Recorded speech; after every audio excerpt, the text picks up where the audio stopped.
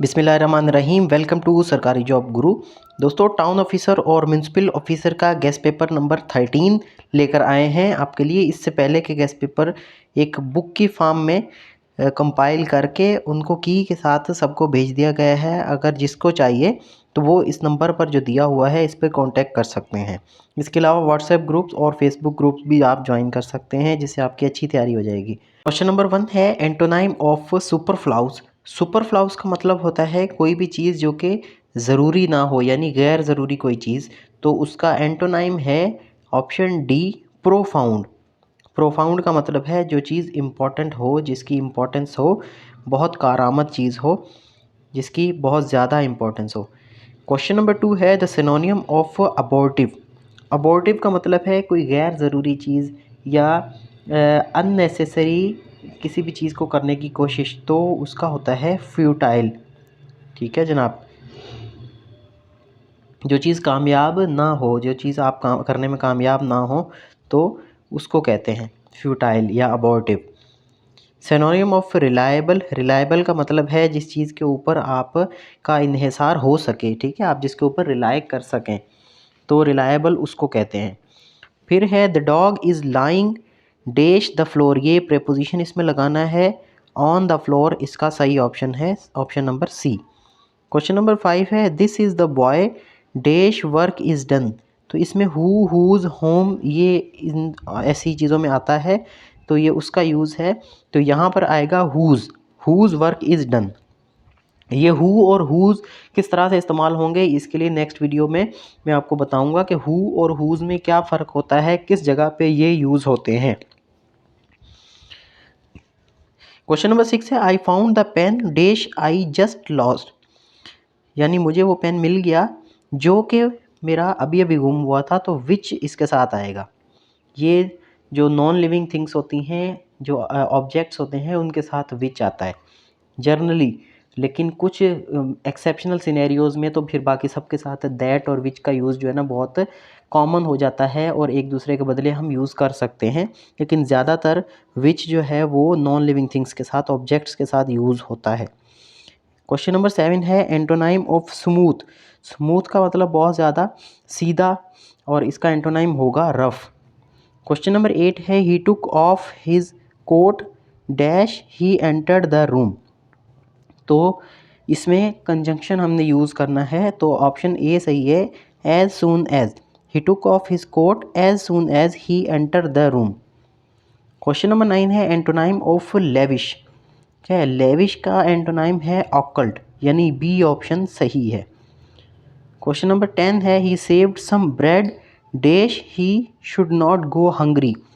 तो उसने कुछ ब्रेड बचा के रखे so that he should not go hungry. Option D इसमें सही है, he saved some bread so that he should not go hungry.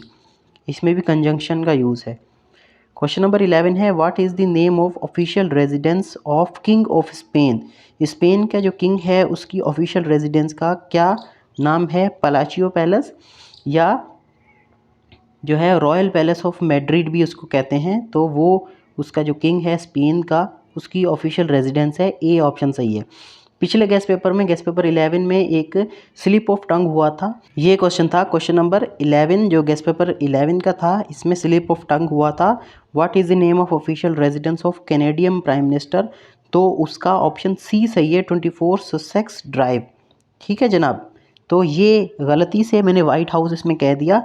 ये ऑप्शन सी के ऊपर क्लिक भी हुआ है, आप गौर से इसको देखें तो ऑप्शन सी देखें, वो बोल्ड भी किया हुआ है। लेकिन कुछ लोगों ने ये कहा कि आपने गलत बता दिया, तो इसलिए मैंने सोचा कि इसको रिवाइज़ कर दें। और आप देख सकते हैं, पिछली वीडियो में भी देख सकते हैं, ये ऑप्शन बिल्कुल बोल्ड है। सी को अगर गौर से देखें तो ये बोल्ड हुआ है, यानी ये सही ऑप्शन है। बाकियों को भी आप गौर से देखें, जो लोग कह रहे हैं इनको टिक करें, उनको मैं बता दूं ये ऑप्शंस बोल्ड किए हुए हैं। ए बी सी डी में जो ऑप्शन सही है उसको बोल्ड किया हुआ है, तो आप प्लीज़ टिक इसमें नहीं लगा सकते, और इसी वजह से ये मैंने इनको बोल्ड कर दिया है। तो ये एक स्लिप ऑफ टंग है, गलती इंसान से हो जाती है, बड़े बड़े इदारे गलती करते हैं, एसपीएससी खुद भी इतनी गलतियां करता है, तो इसमें कोई बड़ी बात नहीं है। मैं बिल्कुल अपनी गलती को मानकर इस ऑप्शन को आपको बता रहा हूँ कि आप गौर से देखें तो खुद को पता चल जाएगा कि कौन सा ऑप्शन बोल्ड हुआ है। तो कैनेडियन प्राइम मिनिस्टर की जो ऑफिशियल रेजिडेंस है उसका नाम है 24 ससेक्स ड्राइव, और किंग ऑफ स्पेन की जो ऑफिशियल रेजिडेंस है उसको पलाशियो पैलेस या रॉयल पैलेस ऑफ मैड्रिड कहते हैं। क्वेश्चन नंबर 12 है which of the following is famously known as battlefield of Europe. Battlefield of Europe यानी जंग का मैदान यूरोप का कौन से मुल्क को कहा जाता है, वो है बेल्जियम। बेल्जियम में बहुत ज़्यादा जंगें हुई थी, वर्ल्ड वार 1 वर्ल्ड वार 2 भी बेल्जियम में ही हुई थी।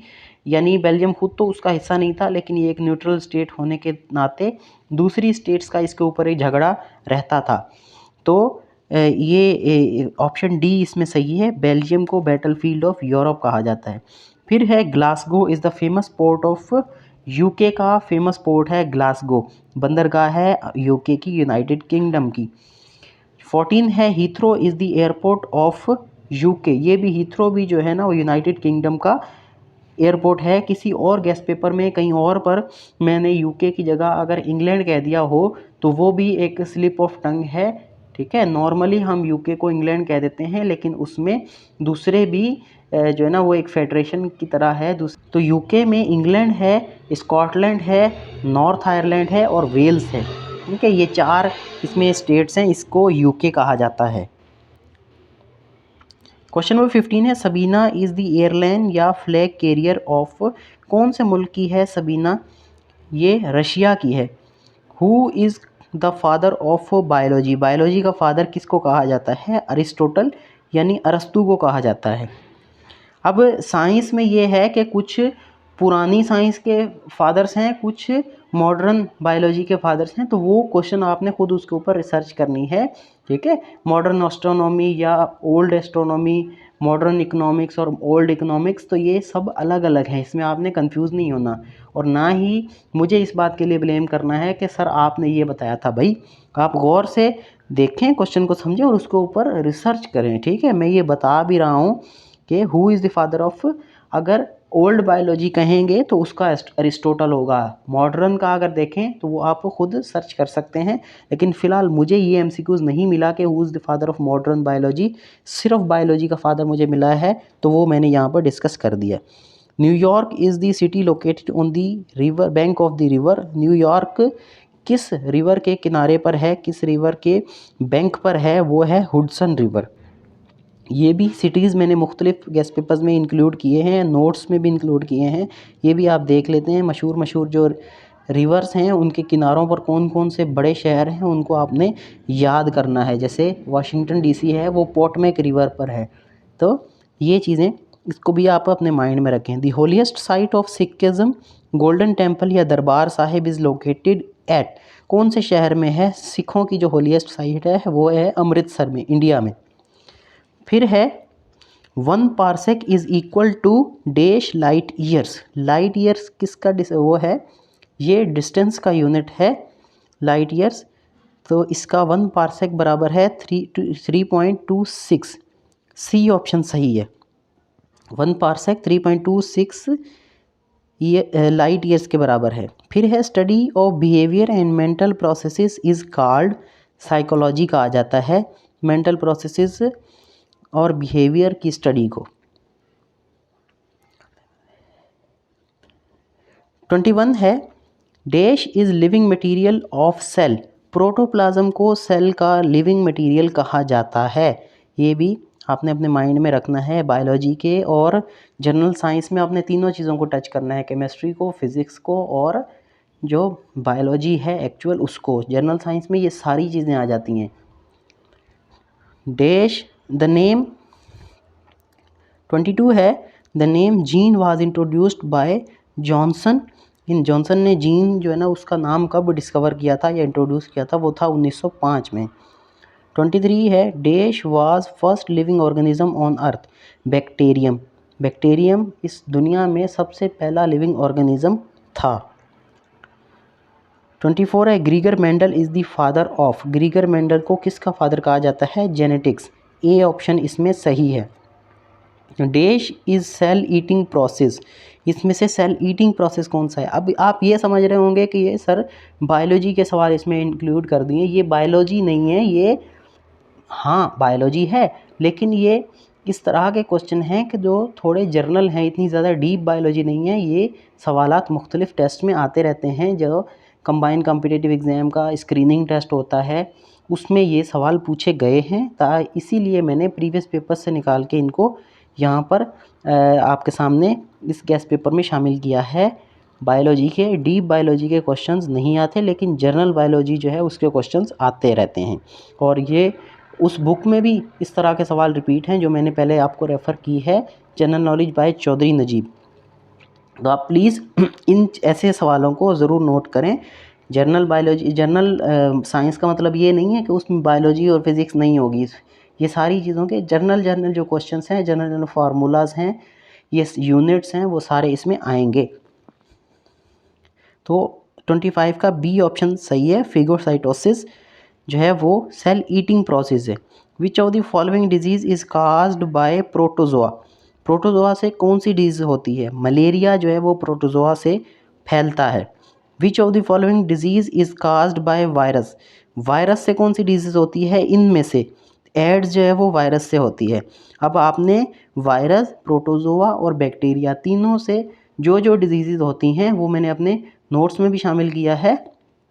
तो वो जो है ना आपने इसको एनलिस्ट करना है और ये याद करनी है। मेन डिजीज़ जो हैं जैसे ट्यूबरक्लोसिस है, हेपेटाइटिस है, इस तरह की दूसरी जो भी हैं वो आपने अपने नोट्स में इंक्लूड करनी है। याद करना है मेन के वायरस, बैक्टीरिया और प्रोटोजोआ से कौन कौन सी डिजीज़ होती हैं। तो फ़िलवक्त इतना ही। ये गेस्ट पेपर नंबर 13 आपके सामने डिस्कस किया। तो जिन लोगों ने ये बुक हासिल नहीं की वो बुक भी हासिल करें, जिसमें आपको कंप्लीट गेस्ट पेपर्स मिल जाएंगे और उसके साथ साथ वन लाइनर नोट्स भी आपको मिलेंगे और उसमें उसकी मेमोराइजेशन ट्रिक्स भी दी हुई हैं। तो फ़िलवक्त इतना ही। नेक्स्ट वीडियो आप इसके साथ साथ IBA की, जो IBA STS के अंडर जो जॉब्स आई हुई हैं सिंध गवर्नमेंट की ग्रेड 5 से 15 तक, उनकी वीडियोस भी देख सकते हैं। उनका गेस्ट पेपर्स भी मैंने आउट कर दिया है, वो भी आप हासिल कर सकते हैं। जिनको उसका गेस्ट पेपर चाहिए वो PDF में मुझसे हासिल कर सकते हैं। अपना email ID कमेंट्स सेक्शन में मेंशन कर सकते हैं। Thank you.